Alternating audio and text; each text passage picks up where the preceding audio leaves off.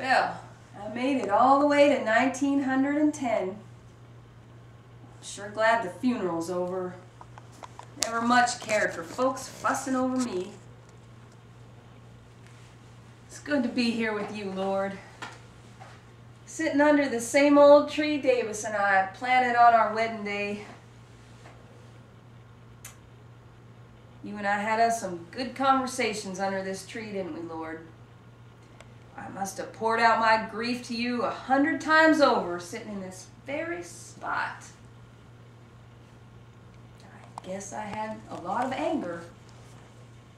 Well, you know, it wasn't easy growing up without a mother in the pioneer days, and my father, well, I think I hated the man.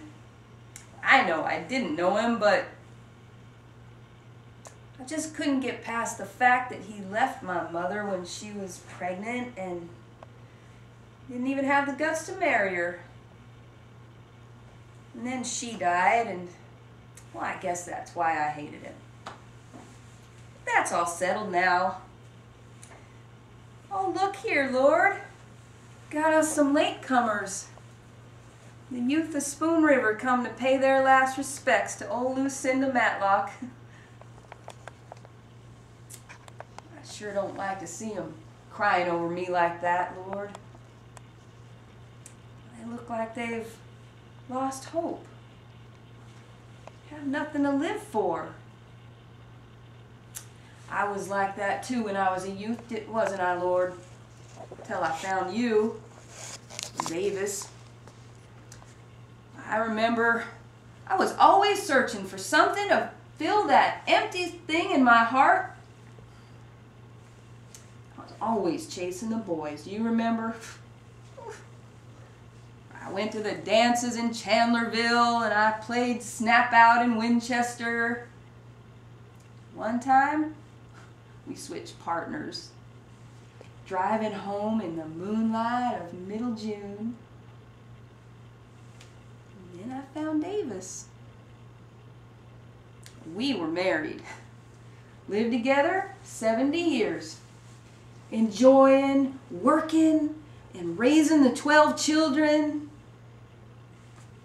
8 of whom died ere I reached the age of 60. I spun, I wove, I kept the house, nursed the sick, I made the garden. And for holiday, I rambled over the fields where sang the lark, and by Spoon River gathering many a shell and many a flower.